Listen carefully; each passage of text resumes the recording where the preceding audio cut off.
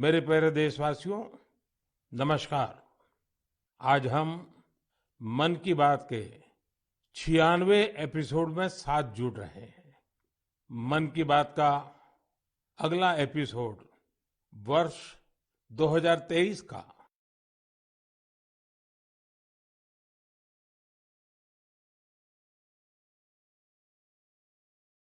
बात करने को भी बड़े आग्रह से कहा है। अतीत का अवलोकन तो हमेशा हमें वर्तमान और भविष्य की तैयारियों की प्रेरणा देता है। 2022 में देश के लोगों का सामर्थ्य, उनका सहयोग, उनका उनकी सफलता का विस्तार इतना ज्यादा रहा कि मन की बात में सभी को समेटना मुश्किल होगा। 2022 वाकई कई मायनों में बहुत ही प्रेरक रहा, अद्भुत रहा।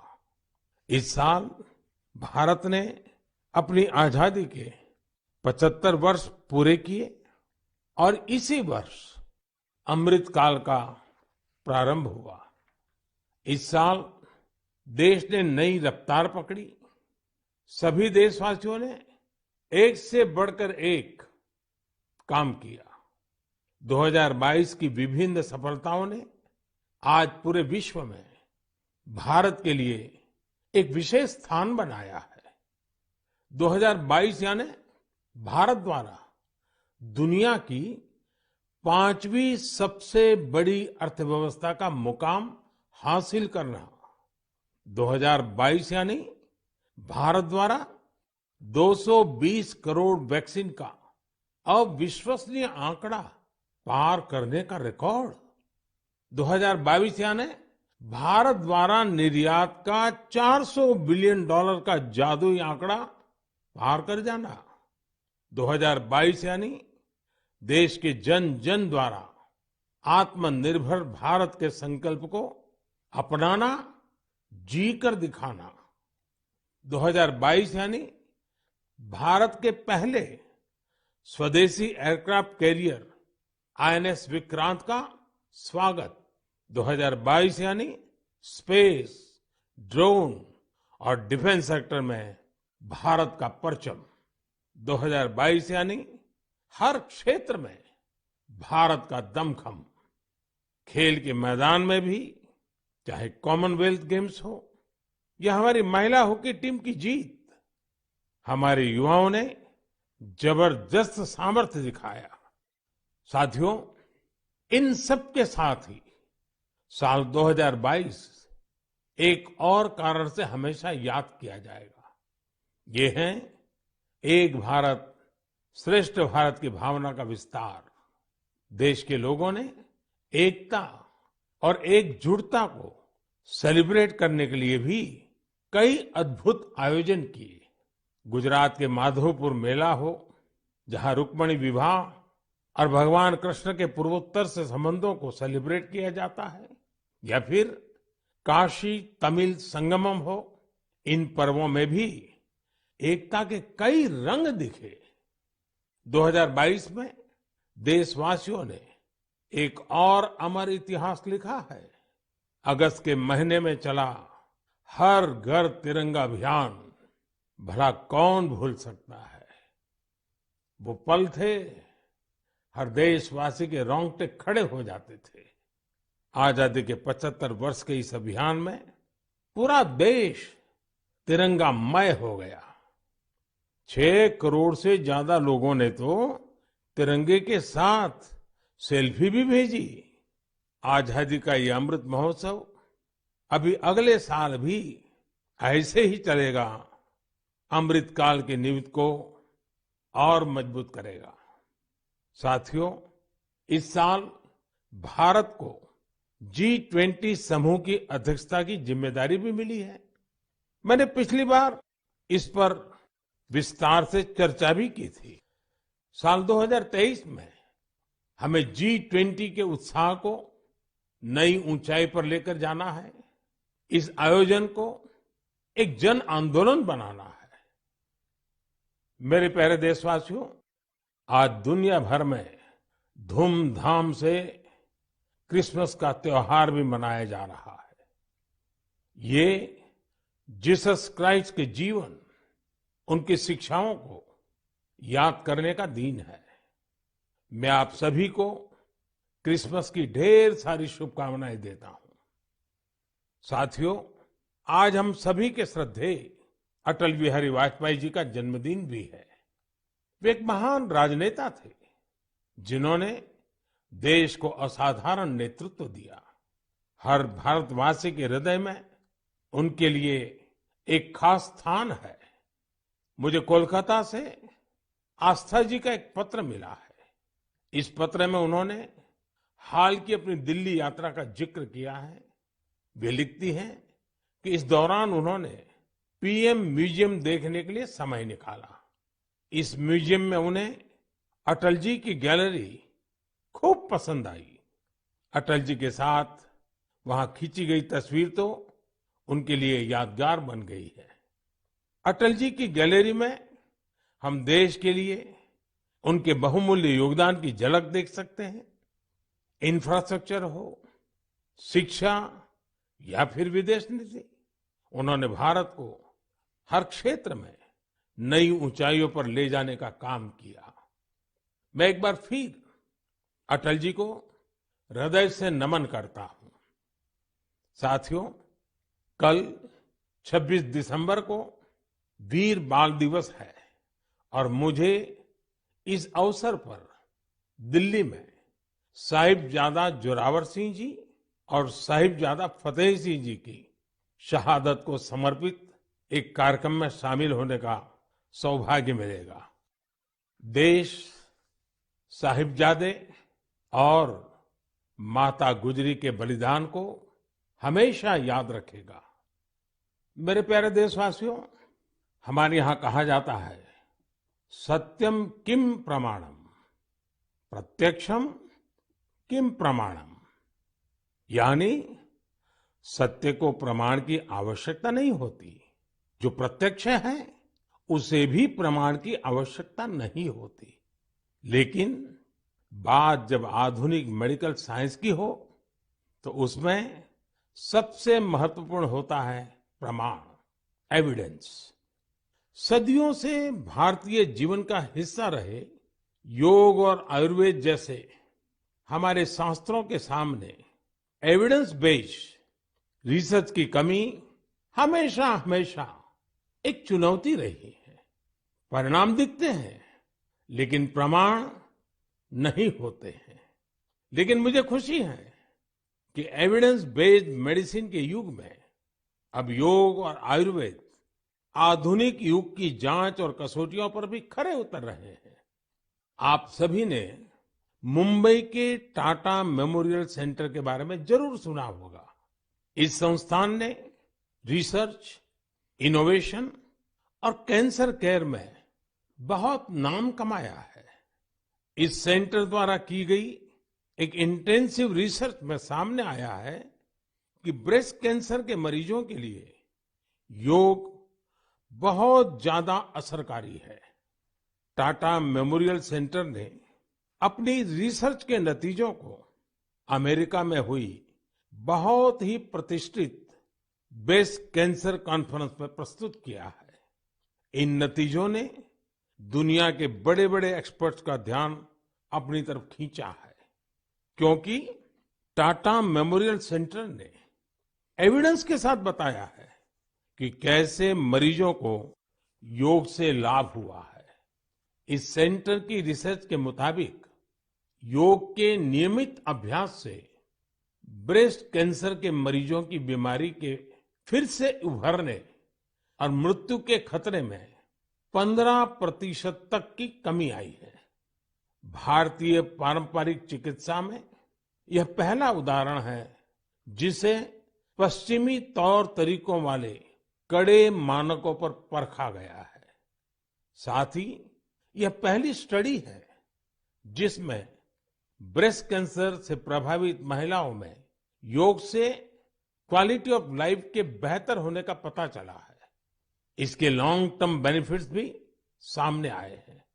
टाटा मेमोरियल सेंटर ने अपनी स्टडी के नतीजों को पेरिस में हुए European society of medical oncology में उस सम्मेलन में प्रस्तुत किया है। साथियों, आज के युग में भारतीय चिकित्सा पद्धतियां जितनी ज्यादा एविडेंस बेस्ड होगी, उतनी ही पूरे विश्व में उनकी स्वीकार्यता बढ़ेगी। इसी सोच के साथ दिल्ली के एम्स में भी एक प्रयास किया जा रहा है। यहां हमारी पारंपरिक चिकित्सा पद्धतियों को वैलिडेट करने के लिए 6 साल पहले centre for integrative medicine and research की स्थापना की गई। इसमें लेटेस्ट मॉडर्न टेक्निक्स और रिसर्च मेथड्स का उपयोग किया जाता है। यह सेंटर पहले ही प्रतिष्ठित अंतर्राष्ट्रीय जर्नल्स में 20 पेपर प्रकाशित कर चुका है। अमेरिकन कॉलेज ऑफ कार्डियोलॉजी के जर्नल में प्रकाशित एक पेपर में सिंकपी से पीड़ित मरीजों को योग से होने वाले लाभ के बारे में बताया गया है। इसी प्रकार न्यूरोलॉजी जर्नल के पेपर में माइग्रेन में योग के फायदों के बारे में बताया गया है। इनके अलावा कई और बीमारियों में भी योग के बेनिफिट्स को लेकर स्टडी की जा रही है, जैसे heart disease, depression, sleep disorders और प्रेगनेंसी के दौरान महिलाओं को होने वाली समस्याएं। साथियों, कुछ दिन पहले ही मैं वर्ल्ड आयुर्वेद कांग्रेस के लिए गोवा में था। इसमें 40 से ज्यादा देशों के डेलीगेट शामिल हुए और यहाँ 550 से अधिक साइंटिफिक पेपर्स प्रेजेंट किए गए।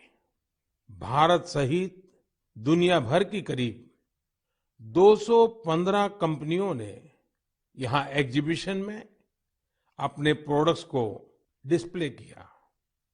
4 दिनों तक चले इस एक्सपो में 1 लाख से भी अधिक लोगों ने आयुर्वेद से जुड़े अपने एक्सपीरियंस को एंजॉय किया। आयुर्वेद कांग्रेस में भी मैंने दुनिया भर से जुटे आयुर्वेद एक्सपर्ट्स के सामने एविडेंस बेस्ड रिसर्च का आग्रह दोहराया।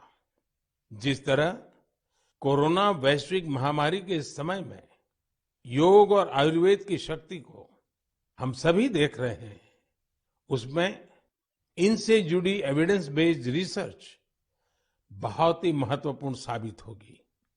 मेरा आपसे भी आग्रह है कि योग, आयुर्वेद और हमारी पारंपरिक चिकित्सा पद्धतियों से जुड़े हुए ऐसे प्रयासों के बारे में अगर आपके पास कोई जानकारी हो तो उन्हें सोशल मीडिया पर जरूर शेयर करें। मेरे प्यारे देशवासियों, बीते कुछ वर्षों में हमने स्वास्थ्य क्षेत्र से जुड़ी कई बड़ी चुनौतियों पर विजय पाई है। इसका पूरा श्रेय हमारे मेडिकल एक्सपर्ट्स, साइंटिस्ट और देशवासियों की इच्छा शक्ति को जाता है। हमने भारत से स्मॉल पॉक्स, पोलियो और गिनी वॉर्म जैसी बीमारियों को समाप्त करके दिखाया है। आज मन की बात के श्रोताओं को मैं एक और चुनौती के बारे में बताना चाहता हूं, जो अब समाप्त होने की कगार पर है। ये चुनौती है, ये बीमारी है कालाजार। इस बीमारी का परजीवी सैंड फ्लाई यानी बालू मक्खी के काटने से फैलता है। जब किसी को कालाजार होता है तो उसे महीनों तक बुखार रहता है, खून की कमी हो जाती है, शरीर कमजोर पड़ जाता है और वजन भी घट जाता है। यह बीमारी बच्चों से लेकर बड़ों तक किसी को भी हो सकती है, लेकिन सबका प्रयास से कालाजार नाम की ये बीमारी अब तेजी से समाप्त होती जा रही है। कुछ समय पहले तक कालाजार का प्रकोप 4 राज्यों के 50 से अधिक जिलों में फैला हुआ था, लेकिन अब ये बीमारी बिहार और झारखंड के 4 जिलों तक ही सिमट कर रह गई है। मुझे विश्वास है बिहार, झारखंड के लोगों का सामर्थ्य, उनकी जागरूकता इन 4 जिलों से भी कालाजार को समाप्त करने में सरकार के प्रयासों को मदद करेगी। कालाजार प्रभावित क्षेत्रों के लोगों से भी मेरा आग्रह है कि वो 2 बातों का जरूर ध्यान रखें। एक है सैंड फ्लाई या बालू मक्खी पर नियंत्रण और दूसरा जल्द से जल्द इस रोग की पहचान और पूरा इलाज। कालाजार का इलाज आसान है। इसके लिए काम आने वाली दवाएं भी बहुत कारगर होती हैं। बस आपको सतर्क रहना है। बुखार हो तो लापरवाही ना बरतें और बालू मक्खी को खत्म करने वाली दवाइयों का छिड़काव भी करते रहें। जरा सोचिए, हमारा देश जब कालाजार से भी मुक्त हो जाएगा तो ये हम सभी के लिए कितनी खुशी की बात होगी। सबका प्रयास की इसी भावना से हम भारत को 2025 तक टीबी मुक्त करने के लिए भी काम कर रहे हैं।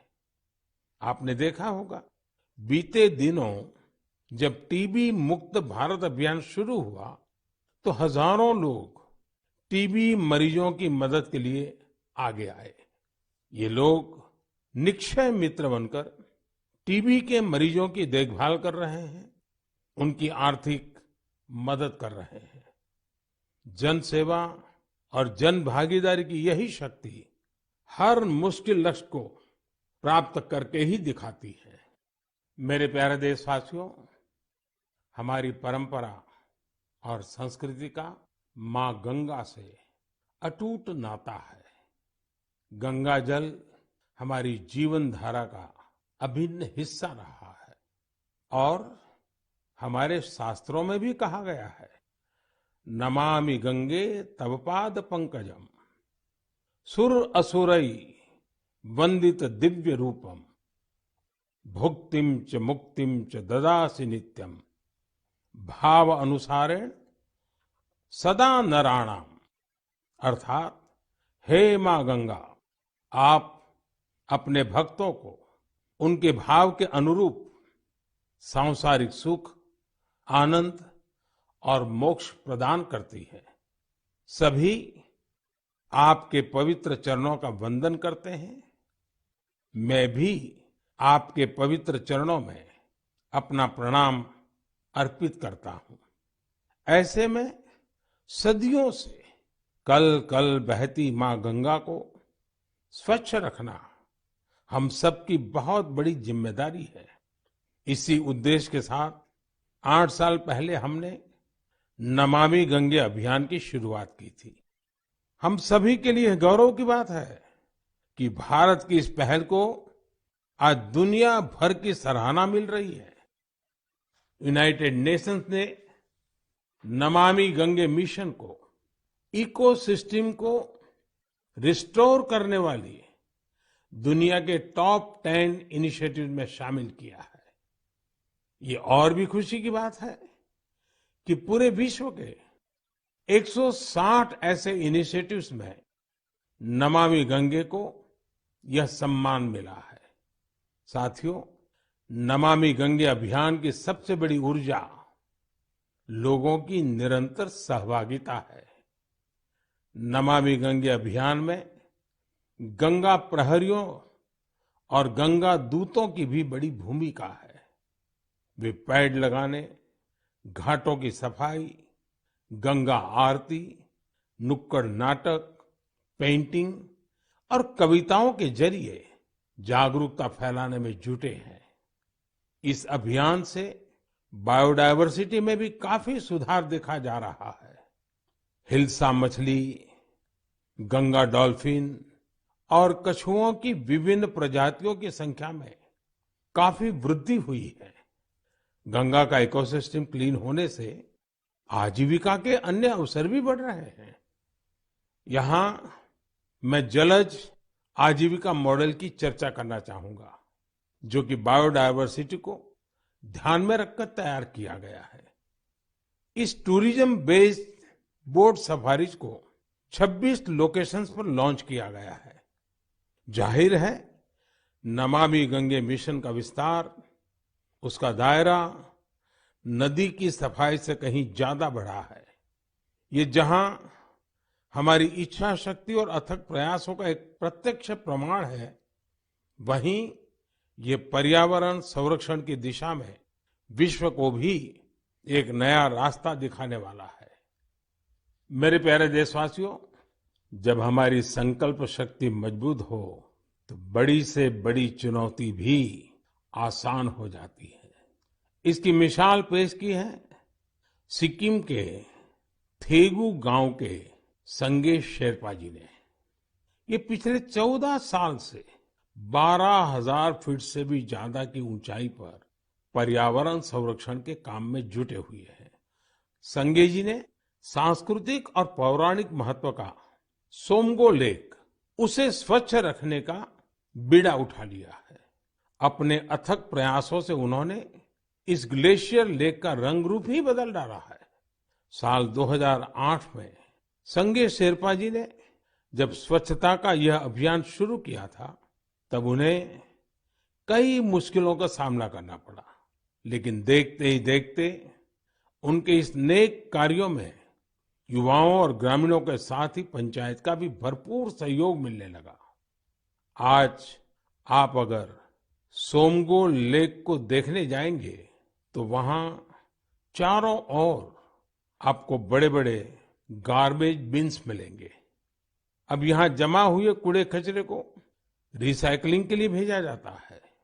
यहाँ आने वाले पर्यटकों को कपड़े से बने गार्बेज बैग्स भी दिए जाते हैं, ताकि कूड़ा कचरा इधर उधर न फेंके।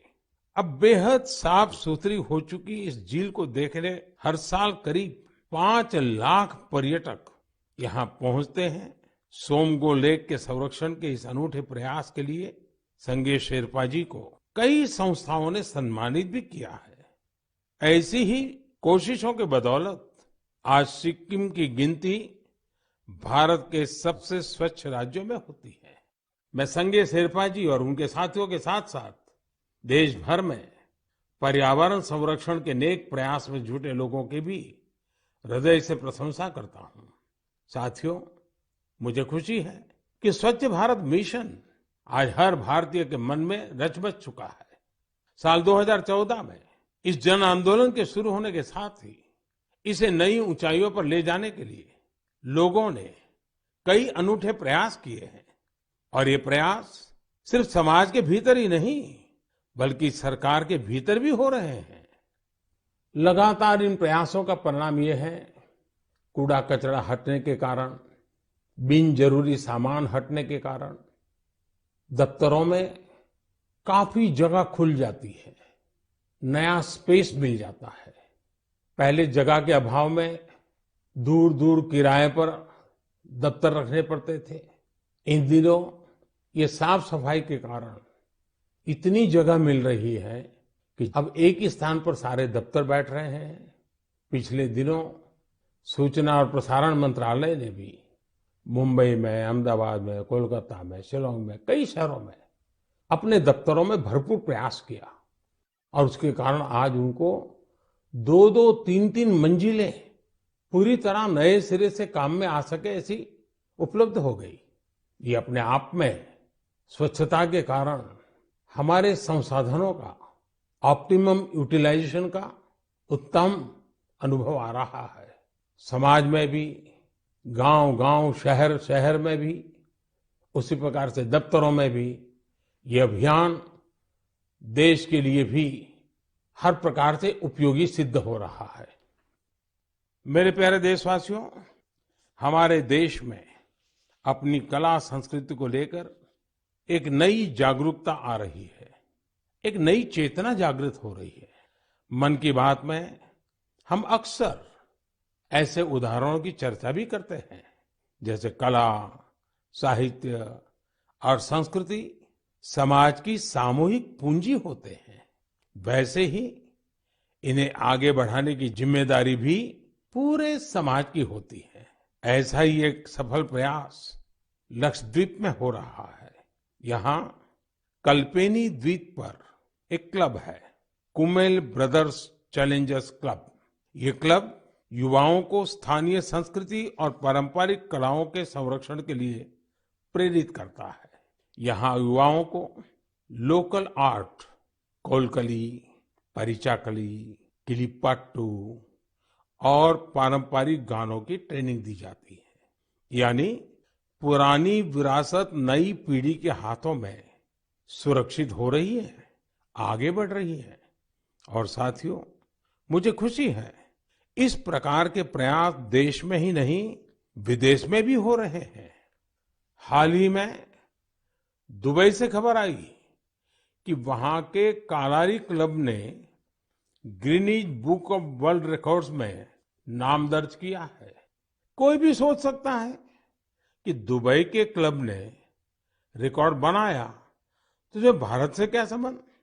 दरअसल ये रिकॉर्ड भारत की प्राचीन मार्शल आर्ट कलारियपट्टू से जुड़ा है। ये रिकॉर्ड एक साथ सबसे अधिक लोगों के द्वारा कलारी के प्रदर्शन का है। कलारी क्लब दुबई में दुबई पुलिस के साथ मिलकर ये प्लान किया और यूएई के नेशनल डे में प्रदर्शित किया। इस आयोजन में 4 साल के बच्चों से लेकर 60 वर्ष तक के लोगों ने कलारी की अपनी क्षमता का बेहतरीन प्रदर्शन किया। अलग अलग पीढ़ियां कैसे एक प्राचीन परंपरा को आगे बढ़ा रही हैं, पूरे मनोयोग से बढ़ा रही हैं, ये उसका अद्भुत उदाहरण है। साथियों, मन की बात के श्रोताओं को मैं कर्नाटका के गडक जिले में रहने वाले कवेम श्री जी के बारे में भी बताना चाहता हूँ। कवेम श्री दक्षिण में कर्नाटका की कला संस्कृति को पुनर्जीवित करने के मिशन में पिछले 25 वर्षों से अनवरत लगे हुए हैं। आप कल्पना कर सकते हैं कि उनकी तपस्या कितनी बड़ी है। पहले तो वो होटल मैनेजमेंट के प्रोफेशन से जुड़े थे, लेकिन अपनी संस्कृति और परंपरा को लेकर उनका लगाव इतना गहरा था कि उन्होंने इसे अपना मिशन बना लिया। उन्होंने कला चेतना के नाम से एक मंच बनाया। ये मंच आज कर्नाटका के और देश विदेश के कलाकारों के कई कार्यक्रम आयोजित करता है। इसमें लोकल आर्ट और कल्चर को प्रमोट करने के लिए कई इनोवेटिव काम भी होते हैं। साथियों, अपनी कला संस्कृति के प्रति देशवासियों के उत्साह अपनी विरासत पर गर्व की भावना का ही प्रकटीकरण है। हमारे देश में तो हर कोने में ऐसे कितने ही रंग बिखरे हैं। हमें भी उन्हें सजाने, संवारने और संरक्षित करने के लिए निरंतर काम करना चाहिए। मेरे प्यारे देशवासियों, देश के अनेक क्षेत्रों में बांस से अनेक सुंदर और उपयोगी चीजें बनाई जाती हैं। विशेष रूप से आदिवासी क्षेत्रों में बांस के कुशल कारीगर कुशल कलाकार है। जब से देश ने बैम्बू से जुड़े अंग्रेजों के जमाने के कानूनों को बदला है, इसका एक बड़ा बाजार तैयार हो गया है। महाराष्ट्र के पालघर जैसे क्षेत्रों में भी आदिवासी समाज के लोग बैम्बू से कई खूबसूरत प्रोडक्ट्स बनाते हैं। बैम्बू से बनने वाले बॉक्सेस, कुर्सी, चायदानी, टोकरियां और ट्रे जैसी चीजें खूब लोकप्रिय हो रही है। यही नहीं, ये लोग बैम्बू घास से खूबसूरत कपड़े और सजावट की चीजें भी बनाते हैं। इससे आदिवासी महिलाओं को रोजगार भी मिल रहा है और उनके हुनर को पहचान भी मिल रही है। साथियों, कर्नाटका के एक दंपति सुपारी के रेशे से बनी कई यूनिक प्रोडक्ट्स इंटरनेशनल मार्केट तक पहुंचा रहे हैं। कर्नाटका में शिवमोगा में ये दंपति हैं, श्रीमान सुरेश और उनकी पत्नी श्रीमती मैथिली। ये लोग सुपारी के रेशे से ट्रे, प्लेट और हैंडबैग से लेकर कई डेकोरेटिव चीजें बना रहे हैं। इसी रेशे से बनी चप्पलें भी आज खूब पसंद की जा रही हैं। उनके प्रोडक्ट्स आज लंदन और यूरोप के दूसरे बाजारों तक में बिक रहे हैं। यही तो हमारे प्राकृतिक संसाधनों और पारंपरिक हुनर की खूबी है, जो सबको पसंद आ रही है। भारत के इस पारंपरिक ज्ञान में दुनिया सस्टेनेबल फ्यूचर के रास्ते देख रही है। हमें खुद भी इस दिशा में ज्यादा से ज्यादा जागरूक होने की जरूरत है।